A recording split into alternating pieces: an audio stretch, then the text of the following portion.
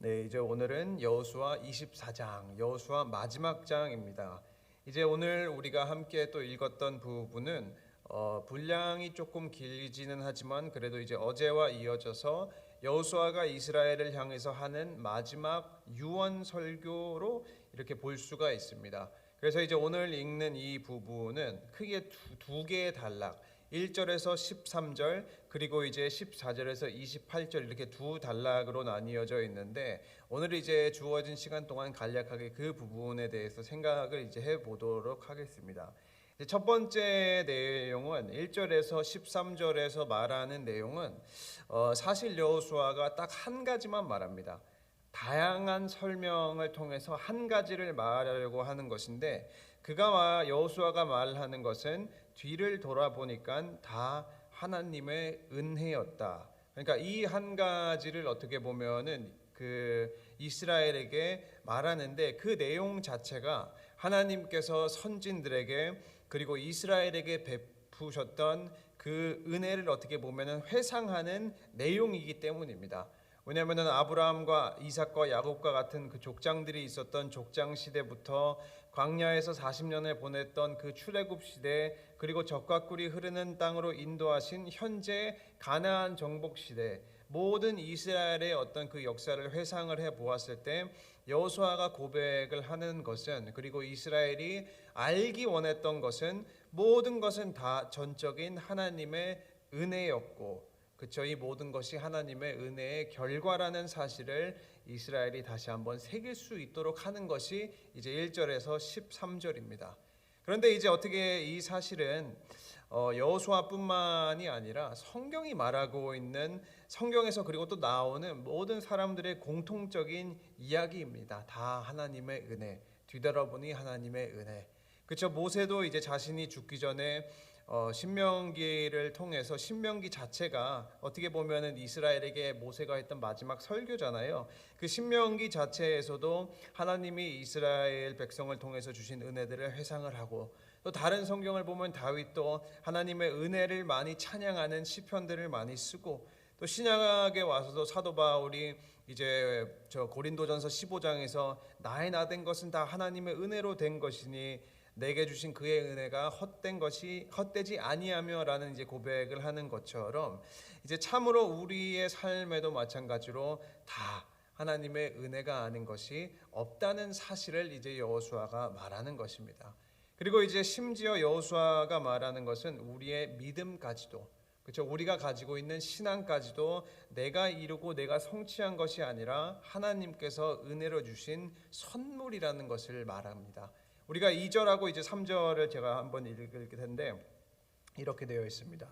여호수아가 모든 백성에게 이르되 이스라엘의 하나님 여호와께서 이같이 말씀하시기를 옛적에 너희의 조상들 곧 아브라함의 아버지 나홀의 아버지 데라가 강 저쪽에 거주하여 다른 신들을 섬겼으나 내가 너희의 조상 아브라함을 강 저쪽에서 이끌어내어 가나안 온 땅에 두루 행하게 하고 그의 씨를 번성하게 하려고 그에게 이삭을 주었으며 이제 여호수아가 아브라함의 삶을 회상하면서 이제 하는 말을 하나님께서 아브라함이 갈대아 우르에서 살고 있었던 그 아브라함과 아브라함의 가족을 하나님께서 이끌어내셨다. 하나님께서 테이크하셨다. 취하셨다라는 이제 단어를 굳이 쓰는데 그 말은 결국에 아브라함이 하나님을 만나고 갈대아 우르에서 나온 것이 아브라함의 의지나 아브라함의 선택으로 인한 것이 아니라 전적인 하나님의 취하심으로 인해서 그러니까 전적인 하나님의 부르심으로 인해서 이끌어내심을 받았다는 사실을 말한다는 것입니다. 하나님께서 취하시고 그저 하나님께서 부르시고 그리고 단지 아브라함은 그 부르심에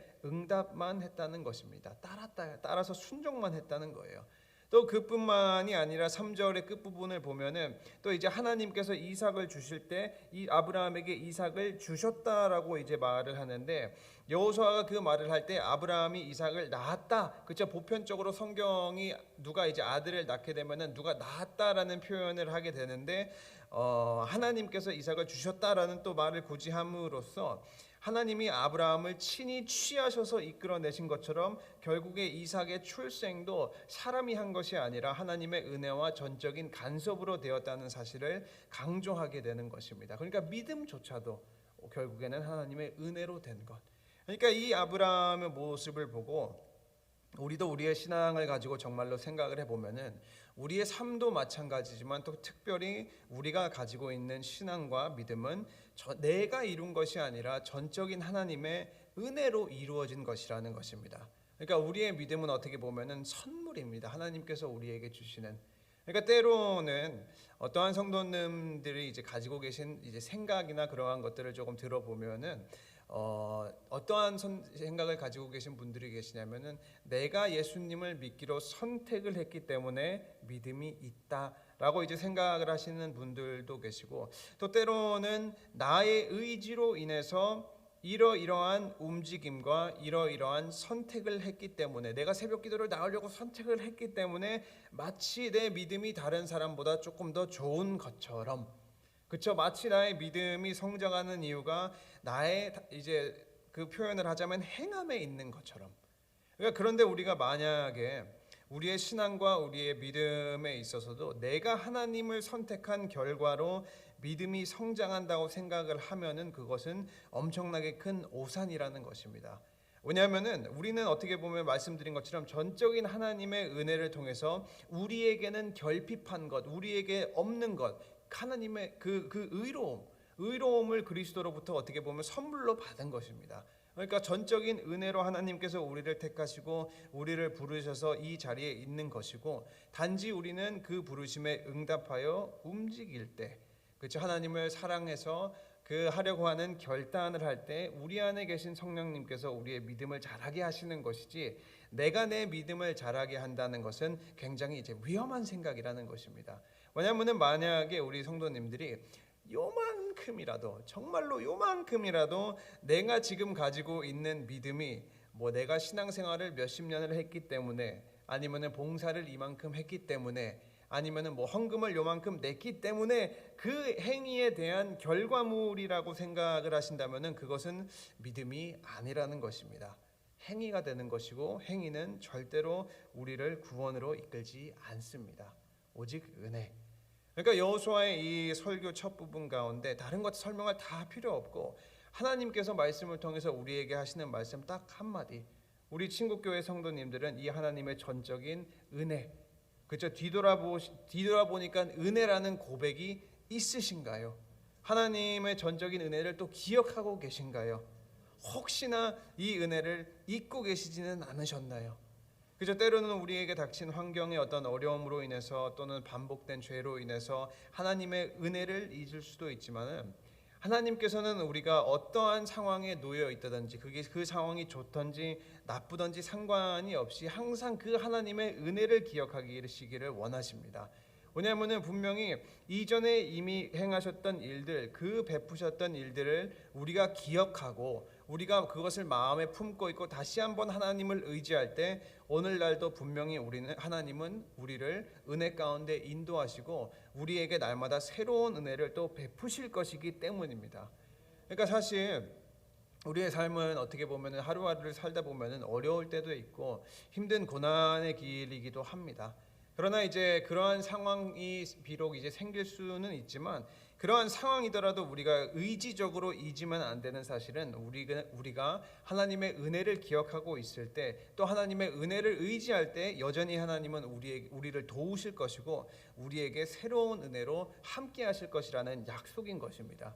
그렇기 때문에 우리 사랑하는 친구교회 성도님들은 이 하나님께서 주신 은혜에 대한 기억 상실증에 걸리지 마시고, 그렇죠? 항상 하나님의 은혜를 기억하시고 하나님의 은혜를 뒤돌아보실 수 있는 그러한 성도님들이 되시기를 주님의 이름으로 축원합니다. 이제 1절에서 13절 은혜를 기억하나요? 자, 이제 14절에서 28절은 여호수아가 여기에서 말하는 것도 한 가지입니다. 하나님의 은혜를 이제 기억했으면은 너희들은 무엇을 할 것이냐? 그렇죠. 전에 하나님께서 나에게 주신 은혜를 기억했다면은 현재 나는 어떠한 모습으로 있을 것인가? 그 부분을 말하는 것이 이제 14절에서 28절 두 번째 단락입니다. 그러니까 한마디로 요약을 하면은 은혜를 받았으면, 은혜를 기억했으면 이제 하나님을 향한 결단을 해야 된다. 그래서 이제 여호수아가 요구하는 그 신앙의 결단, 이제 14절 15절을 보면은 이제 먼저 그러므로, 그렇죠? Therefore, 하나님의 은혜를 기억했으니까 이제는 그러므로 여호와를 경외하며 온전함과 진실함으로 그를 섬기라. 너희의 조상들이 강 저쪽과 애굽에서 섬기던 신들을 치워버리고 여호와만 섬기라. 만일 여호와를 섬기는 것이 너희에게 좋지 않게 보이거든 너희 조상들이 강 저쪽에서 섬기던 신들이든지 또는 너희가 거주하는 땅에 있는 아모리 족속의 신들이든지 너희가 섬길 자를 오늘 택하라. 오직 나와 내 집은 여호와를 섬기겠노라 하니. 그렇죠. 하나님의 은혜를 알면은 우리 안에 확고한 하나님을 향한 그 신앙의 결단이 있어야 한다는 것입니다. 그러니까 여호수아는 이제 그 결단을 요구하는 거예요. 은혜를 기억했으니까 가만히 있으면 안 되지. 결단을 해야지. 그렇죠. 그러면서 말하는 게 14절에서 첫 번째로 여호수아가 이제는 너희가 예전에 섬겼던 신들을 다 버리라고 말을 하는데, 이 모습은 이제 이스라엘이 예전이나 또 현재나 지금이나 이제 가지고 있었던 죄의 모습, 또 이제 이 경우에서는 우상을 섬기는 모습을 다 청산하고 버리라는 것입니다. 그러니까 성경에서 우리가 두 주인을 섬길 수 없다고 말하는 것처럼, 또 두 마음을 품을 수 없다고 말하는 것처럼, 하나님이 아닌 그 모든 우상들, 다른 신뿐만이 아니라 이스라엘의 경우 그 우상에 대한 것이 가장 강했죠. 그러나 우리에게는 재물, 명예, 세상의 그 어떤 것, 그렇죠. 하나님께서 계셔야 하는 자리에, 우리의 마음의 자리에 하나님이 아니라 다른 것이 있다면 그것은 결국에 우상일 뿐이고, 본문에서 여호수아는 그것을 다 청산하라, 정말로 강한 말로 다 버리라, 다 치워버리라는 말을 해요. 왜냐하면 그 우상을 섬긴다는 것은 결국에 두 마음을 품고 있는다는 것이잖아요. 그러니까 만약에 우리 친구교회 성도님들의 모습 가운데도 이렇게 두 마음을 품고 계시다면 하나님도 좋고 세상도 좋고, 그렇죠. 대부분의 그 크리스찬이 가지고 있는 힘듦, 스트러글이 보면은 하나님도 좋긴 한데 또 세상도 좋고, 그렇죠. 왔다 갔다 해서 정말로 힘든 것인데, 만약에 그러한 모습이 남아 계신다면은 오늘 이 말씀의 자리, 하나님의 은혜를 다시 한번 기억하는 이 자리를 통해서 이제는 결단하시고 그러한 것들을 다 청산하시기를 바랍니다. 하나님도 좋고 세상도 좋고 두 마음이 아니라 일관성이 있는 하나의 마음, 그리고 우리가 섬기는 주인은 하나의 주인, 우리의 참된 주인 되시는 예수님만을 따르시기를 바랍니다. 그리고 이제 15절을 보면은 여호수아는 이제 선택을 하라 하고, 그 위대한 여호수아의 말, 오직 나와 내 집은 여호와를 섬기겠노라라는 고백이 나오는 거예요. 그러니까 여호수아서에서 계속해서 마지막까지도 정말로 이제 강조가 되는 것은 하나님 아니면은 가나안, your choice, 이제 선택해라. 그렇죠? 여호수아가 그걸 말하는 거예요. 그리고 우리도 마찬가지로 정말로 믿음은 우리가 전적인 하나님의 은혜로 선물과 같이 받은 것이지만, 실제적으로 매일 하루하루를 살 때 삶을 통해서 하나님께 영광을 돌릴 것인지, 아니면 우리의 삶을 통해서 예전히 두 마음, 우상을 섬기는 그 예전의 모습으로 살 것인지, 이거는 결국에 여호수아가 말하는 것처럼 우리의 선택에 달려 있다는 것입니다. Your choice. 그러나 이제 여호수아가 이스라엘에게 바랐던 것은 우리 집도, 그렇죠. 여호수아가 고백한 것처럼 우리 집도 오직 하나님을 섬기겠노라라는 그러한 이제 선택을 했으면 하는 바람에, 자신이 먼저 굉장히 강하게 하나님에 대한 그 마음을 결단을 하는 모습을 보이게 되는 것입니다.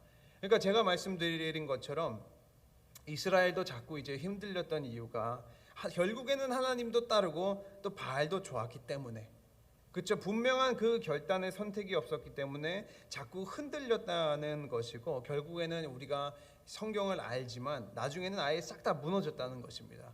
그러니까 이와 같이 우리도 마찬가지로 우리의 믿음이 혹시 이렇게 조금이라도 흔들리는 모습이 있으시다면은, 그것은 아마도 우리가 아직 그 확실한 결단이 없었기 때문에, 그렇죠. 하나님도 좋기는 한데 세상도 좋기 때문에, 이것도 아니고 저것도 아닌 미지근한 신앙생활을 했었기 때문에 이렇게 흔들리는 모습이 있었을 수도 있다는 것입니다. 그래서 정말로 이 말씀을 통해서 우리는 다시 한번 그 하나님을 향한 결단이 있어야 하는 것이고, 믿음에 대한 분명한 선택을 해야만 우리가 삶을 살면서 이 흔들림, 우리가 크리스찬인지 세상인인지 이 정체성에 대한 갈등과 또 후회가 없는 것이고, 또 하나님을 분명히 선택을 해야만 우리가 어디에서 살든지 무엇을 하든지 어떠한 상황이든지 흔들리지 않는다는 것입니다. 하나님을 선택하는 결단이 있어야만 우리의 가치관, 세상을 바라보는 눈, 환경을 바라보는 눈이 정말로 정확해지고 분명해진다는 것입니다. 그러니까 여호수아의 결단은 단호했습니다. 그러니까 이와 같이 우리 사랑하는 친구교회 성도님들의 신앙 고백도 여호수아와 같이 선명하고 확고했으면 합니다. 나와 내 집은 오직 여호와를 섬기리라. 이 결단이 우리 성도님들에게도 있어야 한다는 것입니다. 그러니까 사랑하는 친구교회 성도님들도 이 말씀을 통해서 다시 한번 그 은혜의 결단, 오직 나와 내 집은 여호와를 섬기겠노라라는 이 결단이 있으시기를 주님의 이름으로 축원합니다. 이제 본문을 쭉 넘어가면은 여호수아가 이제 이스라엘에게 결단을 촉구하고 있는 가운데 이스라엘은 이제 우리도 여호와를 섬기겠습니다라고 이제 결단을 하게 됩니다. 그런데 이제 19절에 나온 여호수아의 답변을 보면은 이제 여호수아가 그 결단하려고 하는 이스라엘에게 갑자기 약간 이렇게 찬물을 끼얹는 것 같아요. 왜냐하면 이제 19절을 보면 여호수아가 백성에게 이르되 너희가 여호와를 능히 섬기지 못할 것은 그는 거룩하신 하나님이시요 질투하시는 하나님이시니 너희의 잘못과 죄들을 사하지 아니할 것임이라. 그러니까 여호수아가 이렇게 갑자기 찬물을 끼얹는 것처럼 말을 하면서 너희가 여호와를 능히 섬기지 못할 것은이라고 말을 하는 게 결국에는 너희들의 결단, 말로 하는 결단 못 믿겠다라고 말을 하는 거예요. 그러니까 결국에 이스라엘이 그 여호수아가 이스라엘의 그 연약함을 알고 있었고 너무나도 쉽게 우상 숭배에 빠질 수 있는 그 위협이 있었기 때문에 굉장히 강한 어조로 우리가 하겠습니다 하고 하는데 그걸 한번 찬물을 착 끼워가지고 현실을 알게 하고 더욱 확고한 더욱 정말로 강한 결단을 할 수 있도록 이제 못한다고 말을 하는 것인데 그러면서 이제 또 강조하는 것은 하나님은 거룩하신 하나님 그리고 질투하시는 하나님이시라는 사실을 강조함으로써 이스라엘이 우상을 섬기는 죄에 대해 하나님은 결코 용서하지 않으신다는 말을 통해 그 이스라엘이 말로만 하는 하나님을 따른다, 말로만 하는 결단을 바라는 것이 아니라 그것을 정말로 마음에 받음으로써 참 마음으로 변하는 그 참된 변화를 통해서 하나님을 따르기를 원했다는 것입니다. 그래서 이제 한번 그렇게 못한다 라고 하고 또 이스라엘 백성은 아니 할 수 있습니다. 우리가 여호와를 섬기겠나이다 하고 그 대답을 다시 한번 받고 이제 여호수아는 그들의 대답을 들은 뒤 하나님과 이스라엘의 언약을 다시 한번 갱신하게 되고 그리고 돌을 세워서 그 다시 한번 갱신한 언약의 그 증거로 삼게 됩니다. 그렇게 이제 그 설교가 마무리가 되는 거예요. 은혜를 기억하는가? 그러면 이제 결단을 해야지. 그렇게 마무리가 되고 이제 다시 본문을 보면은 여호수아의 이제 삶의 마무리 110세를 누리고 장사가 되었고 그리고 이제 출애굽을 할 때 가지고 나온 요셉의 유골은 이제 세겜의 장사가 되었고 또 33절을 보면은 아론의 아들 그 엘르아살도 이제 다 죽게 됩니다. 그런데 우리가 이 마지막 부분에 여호수아 24장 마지막 부분에 이 많은 이제 죽음들과 요셉의 뼈가 묻힌 그러한 것들이 이제 나오게 되는데 이 죽음들이 가르치는 것은 지금 한 세대가 끝이 났다는 것을 가르칩니다. 한 세대가 끝이 났다는 것을 가르치고 이제 새로운 시대의 새로운 세대의 그 시작을 말하는 것인데 우리가 이제 31절을 조금 유의하게 보면은 굉장히 의미심장한 구절이 나옵니다. 이스라엘이 여호수아가 사는 날 동안과 여호수아 뒤에 생존한 장로들 곧 여호와께서 이스라엘을 위하여 행하신 모든 일을 아는 자들이 사는 날 동안 여호와를 섬겼더라. 그러니까 이 구절을 한편으로 보면 이스라엘이 여호수아가 살아 있을 때 하나님을 잘 섬겼다라는 말로도 볼 수 있는데 또 다른 관점으로 보면은 이스라엘은 여호수아와 그 바로 뒤에 생존한 장로들이 살아 있을 때만 잘 섬겼다는 뜻도 됩니다. 그러니까 결국에는 그게 한 세대를 지나지 못했다는 거예요.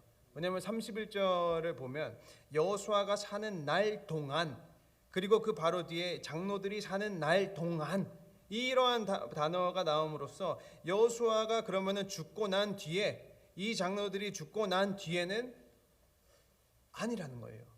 그러니까 다음 세대에 이르렀을 때 결국에 안타깝게도 정말로 또다시 하나님을 버리고 우상을 따르게 되는 것을 암시하고 있기 때문에 이 안타까운 사실은 이스라엘 백성의 이 신실함은 여호수아가 지적한 것처럼 19절에서 정말로 지적한 것처럼 한 세대를 못 넘겼다는 거예요.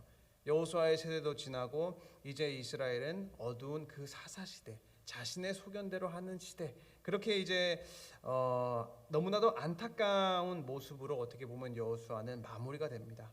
여호수아가 그렇게 노력을 하고 그렇게 했는데, 근데 정말로 우리가 이 안타까운 부분을 가지고 우리의 삶과 우리의 신앙에도 적용을 했으면 하는 게, 우리도 마찬가지로 정말로 강한 하나님을 향한 결단이 없고, 우리도 만약에 신실하게 하나님을 따르려고 하는 그 노력이 없으시다면은 우리 성도님들의 세대가 지나고 난 뒤에 다음 세대는 분명히 어두운 그 신앙의 침체로 가게 될 것입니다.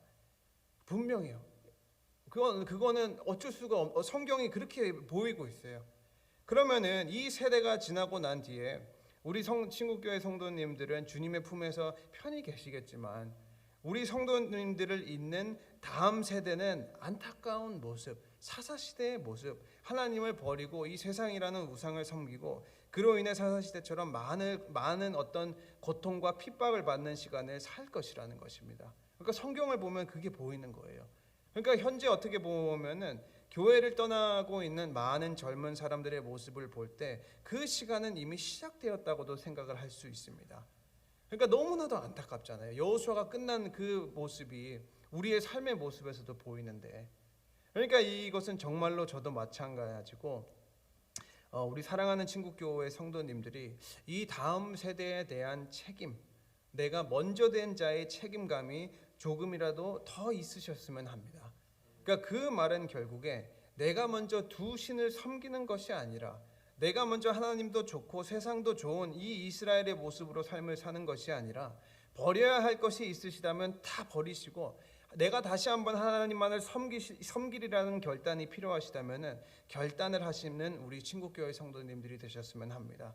우리도 당연히 부족하지만 날마다 그래도 다시 한번 결단하고 또 한번 결단하고 매일 결단하고 믿음으로 나갈 때 성령님께서 우리는 분명히 함께해 주실 것이고, 부족하지만 여전히 날마다 하나님을 향한 마음을 가지고 결단을 할 때 하나님께서는 하나님의 약속과 신실하심을 그 결단을 하는 자들을 통해 또 믿음으로 사는 자들의 자손을 통해서 또 대대손손 이어가실 것이라는 거예요. 그것도 성경에서 약속으로 나타난 거예요. 믿음은 또 흘러간다.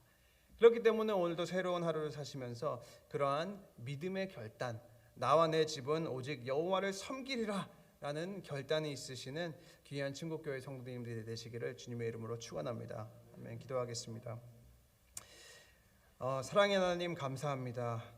우리가 함께 지금까지 여호수아를 읽으면서 이제 또 주셨던 말씀을 통해서 간구하는 것은 주님, 항상 우리가 성도로서 또 공동체로서 하나님께서 우리에게 주신 놀라운 은혜를 또 매일 생각하며 묵상하며 감사할 수 있도록 도와주시옵소서. 주님, 우리 모든 친구교회 성도님들의 또 우리의 삶을 되돌아볼 때 상황과 환경에 연연하는 것이 아니라 그 모든 것이 다 하나님의 은혜였다는 고백을 할 수 있도록 도와주시옵소서. 주님, 이제 기도하는 시간에 결단하려고 합니다. 주님, 이제는 두 마음을 품는 것이 아니라 하나의 마음, 하나의 주인, 우리의 구주 되시는 예수 그리스도만을 따르고 섬기리라는 마음의 결단이 있는 이 귀한 기도의 시간이 될 수 있도록 도와주시옵소서. 주님, 또 특별히 기도드리는 것은 교회 안에 몸과 마음이 편찮으신 환우들과 또 연로하신 어르신들을 위해서도 기도합니다. 항상 하나님의 강한 오른팔로 그 모든 성도님들을 붙잡아 주셔서 회복할 수 있도록 하여 주시고, 또 오늘도 새로운 하루를 사실 때 힘드시지 않도록